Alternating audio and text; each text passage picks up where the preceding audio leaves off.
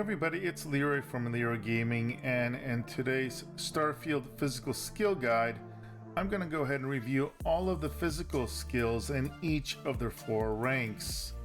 In Starfield, you only get 1 skill point per level, but there are hundreds of skill ranks in the game and no way to respec. This guide is meant to help you understand what physical skills are worth taking and which you are likely to regret picking. In this guide, you will learn not only which skills are good, but also which of the 4 ranks within each skill are worth your time. So drop a like if you find this video helpful and join me as I rate all the physical skills in Starfield.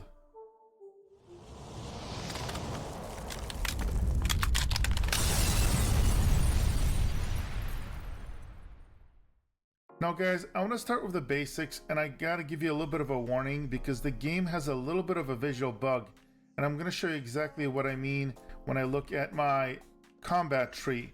Notice when you mouse over the different tiers here, it actually says spend 3 more points in combat to unlock advanced combat skills, which is tier 2, and then says 7 more for 3 and 11 more to get the tier 4.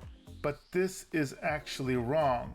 What actually happens in reality is that you need 4 skill points in tier 1, and that means either 4 different skills, so I could have picked up 1 in wellness, 1 in weightlifting, 1 in stealth for example, or 4 in 1 kind of as I have shown on this playthrough to unlock tier 2.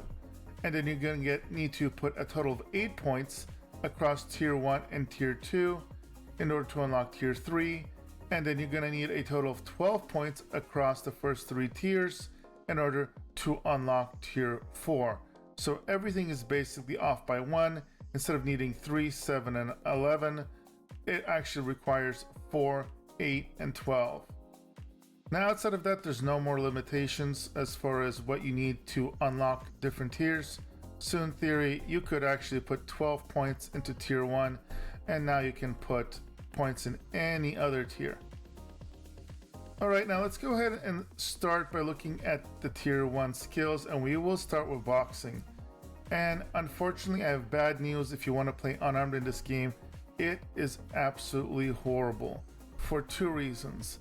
Number 1, the base damage that you do as an armed attacker is super low.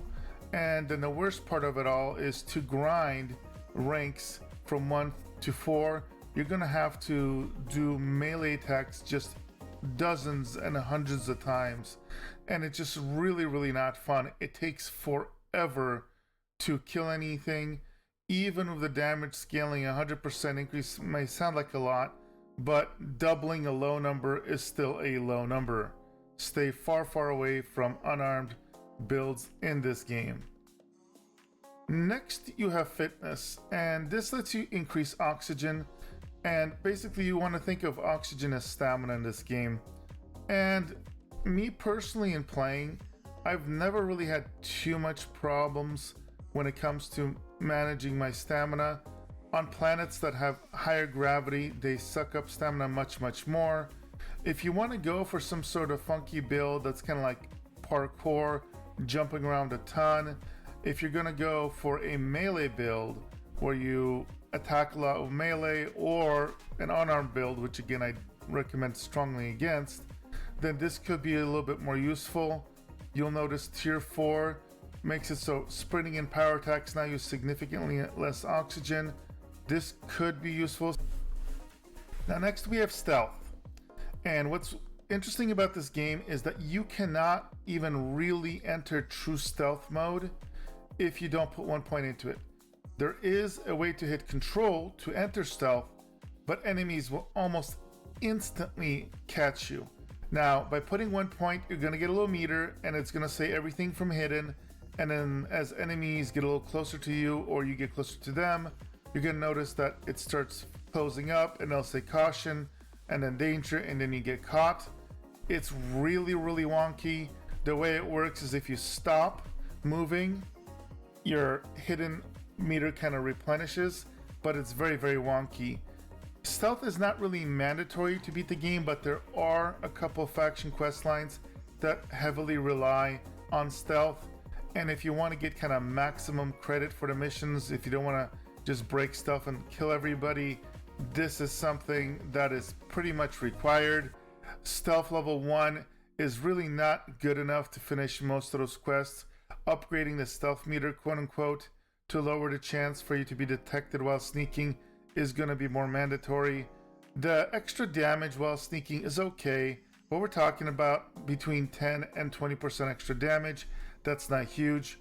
I will point out it is really annoying how you could do a perfect job stealthing and then interacting with a door will break your stealth is really annoying. So rank 4 is helpful. Next we have weightlifting, and while by no means is this quote unquote required, I will say dealing with running out of room on your character and getting encumbered constantly is a big pain in the butt. So putting 4 points to increase your carry capacity by 100 kilograms is actually quite good. And then gaining 50% resistance to stagger is not bad. You get staggered a lot of times when enemies run up to you and kind of hit you, and that can be a little bit annoying. This is definitely a skill where it's all about quality of life, but in this case, in a game like this where you tend to pack rat a lot, it's definitely something I like putting points into. And then finally we have wellness. You're going to increase your health by 10% per skill rank, so between 10 and 40%, and this is okay. 40% extra health is pretty good, but it's not something I would do early game. Maybe later on when you want to kind of min-max your character, it could be alright. There are some really good aid items in the game that will heal your health by a percentage of your total health, so having a higher total health is helpful, but again, by no means is this a mandatory low-level skill. Alright, now we're going to go ahead and look at the tier 2 of skills, and we're going to start with energy weapon dissipation. Now, my biggest problem here is that this is very focused. It's energy damage reduced by 5%. A lot of the damage you take is going to be physical from like ballistic weapons, etc. So it is very situational, and 5% per rank isn't that great. Rank 4 is interesting. Get a 25% to reflect energy damage back to an attacker when your health is below 50%. The problem here is you're not going to want to spend too much time below 50%, so this is very situational. Next we have environmental conditioning, and this is going to give you resistances to a variety of environments, starting with airborne, then thermal, then corrosive, and then finally reduce the chance to gain afflictions from environmental damage sources. Here's the reality. You're going to spend a lot of time in just climates that are going to be perfectly fine for you, and then you can get spacesuits that will actually have really high resistances to these elements. I personally will have kind of a universal piece of armor, and then I will have maybe a helmet or a backpack that has extra resistances in certain areas. So if I'm going into an area where there's thermal hazards or airborne hazards or corrosive and radiation hazards, I'll swap those items out. Generally speaking, you're not going to be in an environment that's just going to instantly kill you very quickly. So 10 points is not going to do that much for you. Yes, you can get some negative effects and afflictions, but most of the time I noticed that I could ignore them and eventually, just because it bugs me, go to a med center and get them cured. So not that much of an impact for 10 points. So not that much impact for only 10 resistance. And then that reduced chance to gain afflictions. It doesn't tell you what the chance is. And even when you get afflictions, the reality is there's so many aid items that you can use to get rid of them, and or just go to a medic to get rid of them as well. Unless you're playing on a really high difficulty and or they add some sort of like survival mode, this is probably not going to be picked very often. Next we have gymnastics, and this is your parkour skill line. So it does unlock the ability to combat slide, just like in a lot of games that have combat slides. It's kind of cool. It gives you better mobility. The 15% less fall damage is really not going to be a huge deal unless you're literally kind of role-playing, jumping from kind of rooftop to rooftop setups like that. The reality is you can jetpack a quarter second before you hit the ground and it removes all fall damage. So full damage shouldn't be a big thing unless you don't know how to play the game. Again, moving faster in 0G, becoming more stable while firing 0G is okay. Now, if you are going to go all in on this parkour setup, you might as well get rank 4. Increase jump height and running faster after combat sliding or mantling. It's just quote-unquote fun. Is it necessary? Absolutely not. It's just thematic. Next, we have nutrition. Food and drink really sucks in this game. Again, unless they add some sort of survival mode like they have in like Fallout 4 and Skyrim, etc., this is pointless. The effects aren't that great. There are some advanced foods that you can cook up that are decent, but for the amount of effort, it's really not worth it. So I would say stay far away from this. Next is pain intolerance. Now, this is more effective, I feel, overall than the other skill where you get the resistance to energy damage, because there's just much more physical damage you take in this game. The downside, it's still only 5, 10, and 15%. So yes, it can layer your resistance to damage if you're going for a really tanky build. If you're going to go for a melee build where you're going to be running into enemies and exposing yourself to damage more, then I could see this more useful. Not a huge fan of rank 4. A 5% chance to ignore physical damage when your health is low. That's a ton of RNG. You don't want to stay in low damage very often, and a 5% chance is just so low overall that this combination of elements is pretty much pointless. I would say if you're going to go into this with your build, go up to rank 3, ignore rank 4. Alright, next we got the rank tier 3s. We're starting with cellular regeneration. You're going to start with slightly increased chance to recover from injuries naturally. Again, it's very irritating that this game doesn't give you any actual numbers and statistics. So slightly increasing, moderately increasing the chance to recover from injuries naturally, noticeably increasing chance to recover from just naturally. Those 3 ranks, questionable in use. Most of the injuries you can kind of put up with realistically, and then you can heal them with 8 items or going to a medic. So I have yet to be like, oh no, I got an injury, I really can't finish this mission. It's been a minor annoyance at best. Now again, on high difficulty ratings, or if they come out like a survival mode where these are much more crippling, or if they do things like make it so you actually move slower, etc., then this would become more useful. Baseline, not really worth it.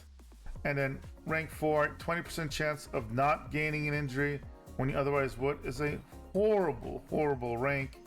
20% chance of something happening that could proc multiple times for you to get is just bad. Stay away.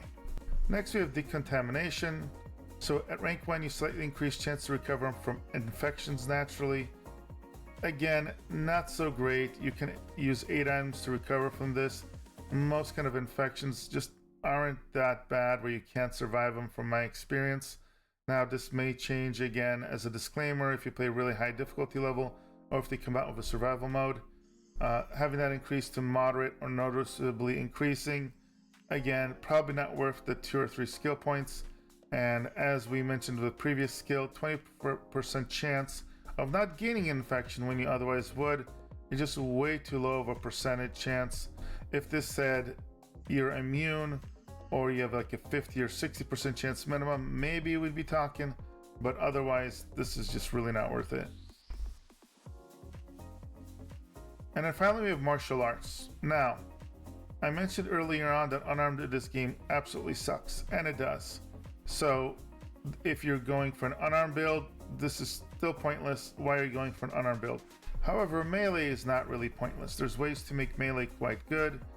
and there are some cool melee weapons in the game. It's not the best way to play in most cases.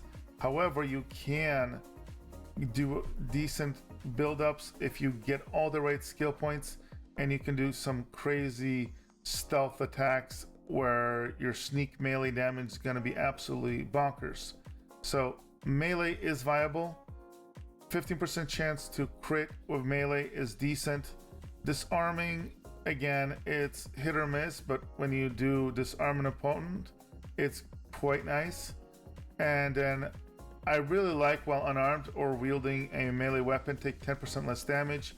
The melee tree has an additional 10% less damage when wielding melee weapons, so that can be 20% combined there, which is decent. And I'm reflecting 50% of damage back when blocking a melee unarmed attack. This isn't as useful as you think, because enemies just don't melee attack nearly as often. Some of them will, and there are definitely some melee based enemies, but this is situational. If you're gonna go for a melee build, you may just end up getting this because of the fact that, hey, you're already at rank 3, why not get rank 4? So not useless for melee, but I would say up to rank 3 are the best parts of this. All right, and then finally we have the tier 4. We're gonna start with concealment. Now, a lot of this is gonna combo really well with stealth if you're gonna go for the stealth build. Rank 1 is universally good because it says you no longer set off enemy mines, and you do not need to be in stealth mode to do this, so that's not bad. But again, you can avoid or shoot most mines, or even if you get blown up with them, you can survive them using a health pack, etc. Higher difficulties, it could be a little more useful. Now, what this is really all about is the ranged sneak attacks doing 2.5 times more damage, and melee sneak attacks do 4 times more damage, because this is gonna really scale well. Now, rank 2, running while sneaking doesn't affect stealth. This is big. If you're gonna go into that stealth mode, this is pretty much mandatory. And the multipliers for the sneak attacks 3 times and 5 times, it starts getting really good.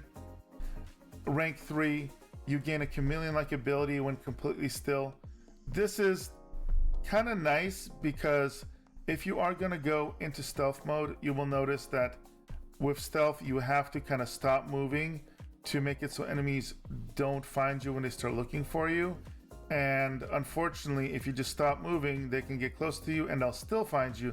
But if you go into this predator mode, basically, you will go pretty much invisible, and that can help out a lot. And again, your multiplier is getting really good here. 3.5 for ranged and 8 times for normal. And finally, engaging stealth causes distant enemies to lose you. That can be quite useful, but really the coup de grace here is that multiplier. Sneak attacks for range are 4 times or 10 times for normal damage. So sneaking up to enemies, attacking with, a katana or some powerful melee weapon, and just one-shotting everything can be really fun. So if you are going to go for a stealth build, this is pretty much mandatory. It's so good. Next you have Neuro Strikes, and unfortunately this applies only to unarmed attacks. I wish it worked for melee as well. As I mentioned earlier, the melee builds in this game are just horrible. You do not do enough melee damage no matter how much you max things out, and these then will not help out. It does not matter if you stun things, if you add some extra EM damage, etc., when it takes forever to beat anything to death with unarmed attacks. So stay far away. And finally, you have Rejuvenation. Now, I will say putting 1 point into this to slowly regenerate health out of combat is kind of useful. Inevitably, you're going to be taking health damage. Sometimes there'll be only a little bit. And then when running between encounters, being able to max out health is nice. Otherwise, you got to use more med packs, etc. So I would say 1 point is good. Rank 2 to regenerate more health while outside of combat is okay, but to be honest, you're not going to feel that much big of a difference here. And you spend a lot of time out of combat. All we really care about is that you want to max out health when you're out of combat. Then rank 3 does add slowly regenerating health while in combat, but this is so minuscule. And the reality is you're going to take big bursts of damage in combat where you're going to have to use 8 items. So in combat, this regeneration doesn't help out that much. Again, rank 4, while it's nice to regenerate health out of combat even faster, it's again not really worth the points. And the amount that you regen while in combat is still not enough for this to be worthwhile. Alright guys, so that brings us to the end of all the physical skills and their ranks. What'd you think of them? Did you agree with my analysis? Did you have other thoughts and feedback? If you did, please let me know in a comment section. I will do my best to answer any questions that are asked. Now, if you did find this video helpful, do remember to drop a like. If you want to see more videos from me, please subscribe. Thank you for all your support. And as always, I'll see you guys in the next video.